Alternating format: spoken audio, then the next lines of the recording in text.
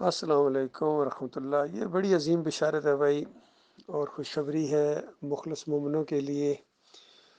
جن کا ایمان بالکل پکا ہو اور دل ٹھک گیا ہو اس بات کے اوپر کہ اللہ کے علاوہ کوئی معبود نہیں، اور اسلام سچا دین ہے، اور اسلام کے علاوہ کوئی اور دین قبول نہیں کیا جائے گا۔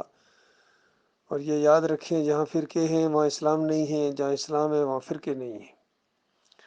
اور پھر اللہ کے آخری رسول محمد صلی اللہ علیہ وآلہ وسلم کے اوپر دل ٹھک گیا کہ اللہ کے آخری رسول ہیں، آخری شریعت ہے، اب یہ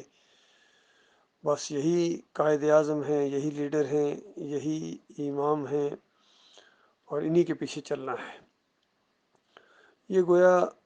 قرآن کی اس آیت کی تفسیر محسوس ہوتی ہے، یہ حدیث جس میں اللہ تعالیٰ نے سورہ الحجرات کے اندر کہا کہ انما المؤمنون الذین آمنوا باللہ ورسولہ ثم لم یرتابوا وجاہدوا باموالہم وانفسہم فی سبیل اللہ اولئک هم الصادقون، کہ جو لوگ اللہ پر ایمان لائے صرف وہ مومن ہیں، باقی سارے جھوٹے ہیں۔ اللہ پر ایمان لائے ہیں، ایسا مضبوط ایمان، دل کی گہرائیوں سے ایمان لائیں کہ وہی اکیلا مالک ہے، صرف وہ داتا ہے، دستگیر ہے، مشکل کشا ہے، حاجت روا ہے، بغیر واسطے وسیلے کے جس کو پکارا جائے، اور صرف وہ اکیلا ہے سجدے اور رکوع کے لائق، کوئی اور نہیں ہے۔ کسی اور کے سامنے یہ عزت دار سر ایک لمحے کے لیے، ایک بال برابر بھی تکریم کے لیے نہیں جھکے گا۔ یہ سر صرف ایک ذات کے سامنے جھکے گا، وہ اللہ کی ذات ہے، اور وہی ہمارا مالک ہے، ہمارا رب ہے، اس پر بھروسہ ہے، توکل ہے، اسی کا دیا ہوا جو نظام ہے اسلام وہی قابل قبول ہے۔ باقی سارے دین، جمہوریت ہو، اشتراکیت ہو، یہودیت ہو، نصرانیت ہو، یا یہ بریلویت ہو، دیوبندیت ہو، اہل حدیثیت ہو، حنبلیت ہو، یا سلفیت ہو، یہ سارے کے سارے بالکل جھوٹے ہیں، مولویوں کے گڑھے ہوئے اور فریبکاروں کے گڑھے ہوئے یہ طریقے ہیں زندگی بسر کرنے کے، اور عقائد ہیں ان کے مشرکانہ۔ اسی لیے نبی علیہ السلام نے یہ بات فرمائی تھی کہ جس نے یہ بات کہی صبح شام 3 مرتبہ کہے، یعنی ایک مرتبہ نہیں بلکہ 3 بار یہ بات دہرائے کہ رضیت باللہ ربا وبالاسلام دینا وبمحمد النبی، میں راضی ہوں، میں خوش ہوں اللہ کے رب ہونے کے اوپر۔ بس جب اللہ کے رب کے ہونے کے اوپر میں خوش ہوں تو اب مجھے کسی دربار کے سامنے، کسی مزار کے سامنے، کسی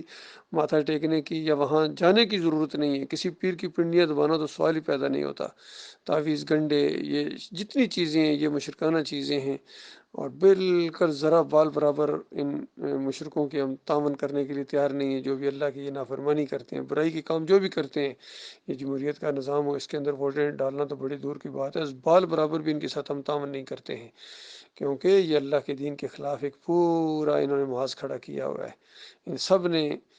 صف بندی کی ہوئی ہے اللہ کے مقابلے میں۔ آج پوری دنیا میں طاغوت کے جھنڈے بلند ہیں، اور انسانوں کو جو اللہ کے عذاب کے کوڑے کی سزا مل رہی ہے وہ اسی شرک کی وجہ سے ہے کہ انہوں نے اور الہ بنائے ہیں، اور دین بنائے ہیں، اور انہوں نے لیڈر رہنما اور قائد اعظم بنائے ہیں جن کے نام لیتے ہیں، جن کی تصویریں بناتے ہیں، اپنے عدالتوں کے اندر رکھتے ہیں، تعلیمی اداروں کے اندر رکھتے ہیں، اور جتنے بھی ان کے کاروباری مراکز ہوتے ہیں وہاں یہ ان کی تصویریں اس طریقے سے لٹکائی ہوتی ہیں اوپر۔ یہاں گلف کے اندر بھی ہیں، ان بادشاہوں کی تصویریں ہیں، لٹکاتے ہیں، اور پاکستان کے اندر بھی ہم نے دیکھا ہے جناح صاحب کی یا علامہ اقبال کی تصویر لٹکائی ہوتی ہے انہوں نے۔ تو یہ بالکل اللہ کی نافرمانی کی چیزیں ہیں، یہ جو ہے نا بہت بڑی اللہ کی غیرت کو للکارنا اور اللہ کے غضب کو دعوت دینا ہے۔ تو یہ معاملہ ہے کہ یہ حدیث بالکل زبردست حدیث ہے، اور اس کے تقاضے ہیں۔ یہ بالکل اسی طرح کی بات ہے جس طرح کہا گیا کہ کلمہ لا الہ الا اللہ یہ جنت کی کنجی ہے، اور ساتھ پھر بتایا گیا کہ ہر کنجی کے کچھ دندان ہوتے ہیں، وہ دندان اگر نہ ہوں تو پھر تالا نہیں کھلتا ہے۔ ایمان کے تقاضے ہیں اللہ کے بندو، آپ کی غیرت کا، آپ کی بندگی کا یہ تقاضا ہے، اللہ کی عزت کا یہ تقاضا ہے کہ اٹھو، کفر و شرک کے خلاف زبان کھولو۔ اب یہ دعوتی دور ہے، اور تبلیغ کرو، یہ ہے صحیح معنوں میں تبلیغ۔ باقی یہ کہ واقعات جھوٹے قصے جس طرح وہ تبلیغی نصاب کے اندر ہیں، یا فضائل اعمال کے اندر، اور یہ فیضان سنت کے اندر، یا صوفیوں کی جتنی کتابیں ہیں، عبد القادر جیلانی کی کتابیں ہوں، محی الدین چشتی کی کتابیں ہوں، مجدد الفزانی کے ملفوظات ہوں، یا ابن کثیر کی تفسیر ہو، جتنی ہیں یہ ساری کوئی شرک سے پاک نہیں ہے، یقین کیجیے۔ ڈاکٹر اسرار کے بیانات ہوں، علی انجینئر کے ہوں، توصیف الرحمان ہو، طاہر القادری، طارق جمیل، تقی عثمانی اور فضل الرحمان کا تو کہنا ہی کیا، سارے کے سارے کسی نہ کسی جھوٹ کے اوپر کھڑے ہیں۔ اور قاری خلیل الرحمان ہو، منور سلطان ہو یا محمد حنیف ہو، جتنے بھی ہیں، عبداللہ عمر ہو، یہ آج کا ڈاکٹر، یہ سارے کے سارے کہیں نہ کہیں شرک کے ساتھ ان کا جو ہے نا اندرونی تعلق ہے۔ کوئی کسی کا بس چھلک رہا ہے اور کسی کا آدھا اور کسی کا کوئی مسلک ایسا نہیں ہے۔ سب سے کم شرک جس مسلک کے اندر ہے یہ اہل حدیث ہیں، سلفی ہیں یا حنبلی جنہیں یہاں کہتے ہیں، ان کے اندر بھی یہ عقیدہ ہے کہ نبی علیہ السلام کی قبر کے اوپر جو آ کے صلاۃ والسلام پڑھتا ہے، روح واپس آ جاتی ہے، کہتے ہیں خود سنتے ہیں، جواب دیتے ہیں۔ یہ فتویٰ ہے مفتی اعظم سعودی عرب کا، اور میں یہاں سنتا ہوں ان کا ریڈیو وغیرہ ایف ایم، جہاں تلاوت آتی ہے، بیچ میں ان کے کچھ بیانات بھی آتے ہیں۔ بحرین کے کتنے علماء ہیں، سارے اس عقیدے کو مانتے ہیں کہ جمعہ والدن کثرت سے درود پڑھا کرو، نبی علیہ السلام کے اوپر پیش کیا جاتا ہے۔ یہ اس مسند احمد بن حنبل کی وہ منکر روایت ہے جس کے اوپر سب نے اعتماد کیا ہے، اور اس طرح ان کے عقیدے کے اندر بربادی آئی ہے۔ ان کا عقیدہ ہے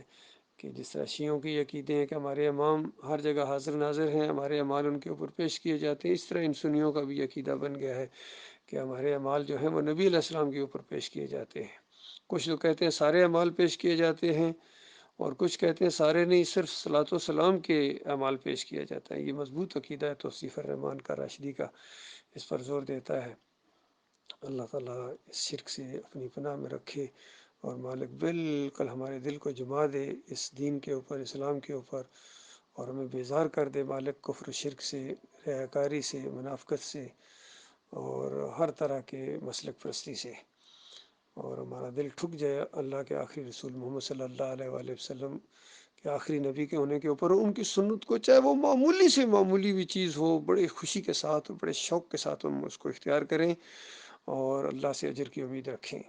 یہ ہے صحیح معنوں میں اللہ سے محبت کا تقاضا، کیونکہ مالک نے اعلان فرما دیا ہے، قل ان کنتم تحبون اللہ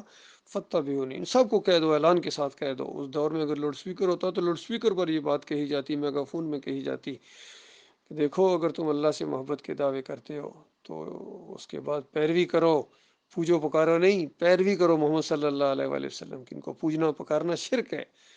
پیروی کرنی ہے، اللہ کے ساتھ شریک نہیں ٹھہرانا ہے، تو ان کی پیروی کرو۔ یحببکم اللہ، مالک فرماتا ہے پھر تم سے اللہ محبت کرے گا۔ لیکن اگر تم پیروی نہیں کرو گے محمد صلی اللہ علیہ وآلہ وسلم کی، صرف ان کو پوجو گے، پکارو گے، واسطے وسیلے ان کو اللہ کے ساتھ شریک ٹھہراؤ گے، پھر تمہارے اوپر لعنت اسی طرح برسے گی جس طرح پچھلی مشرک قوموں کے اوپر اللہ کے عذاب آئے ہیں۔ آج ان مسلمانوں کے اوپر عذاب آ رہے ہیں اسی شرک کی وجہ سے۔ اللہ کے بندو،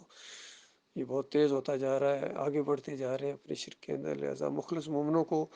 ایمان کے اوپر توجہ کرنی چاہیے اور تبلیغ کرنی چاہیے جہاں تک ہو سکے، لٹریچر کے ذریعے، تقریروں کے ذریعے، فردن فردن جا کے لوگوں سے ملیں، لوگوں کے گھروں میں جائیں، جہاں بھی یعنی ان کی رہائش گاہوں میں جائیں، لیبر کیمپوں میں جائیں، جیلوں میں جائیں، جہاں اور ہاسپٹلز میں جائیں، جہاں بھی موقع ملتا ہے رشتہ داروں کو اکٹھا کریں، درس کریں، اپنے گھر میں بلائیں اپنے ایسے ساتھیوں کو جو وہاں تقریر کریں، قرآن سے درس، کوئی اور کتاب نہیں ہاتھ میں ہوگی، قرآن سے درس ہوگا اور صحیح حدیث سے درس ہوگا۔ الحمدللہ یہ سلسلہ جاری ہے، ہم نے اللہ کے بھروسے کے اوپر اس راستے میں قدم ڈال دیا، اور اللہ سے بہت ہی اچھے انجام کی امید ہے۔ مالک اس جماعت کو بڑھائے گا، اور آہستہ آہستہ کفر و شرک کا خاتمہ ہوگا، اور ہر طرف اللہ ہی اللہ ہوگی انشاءاللہ۔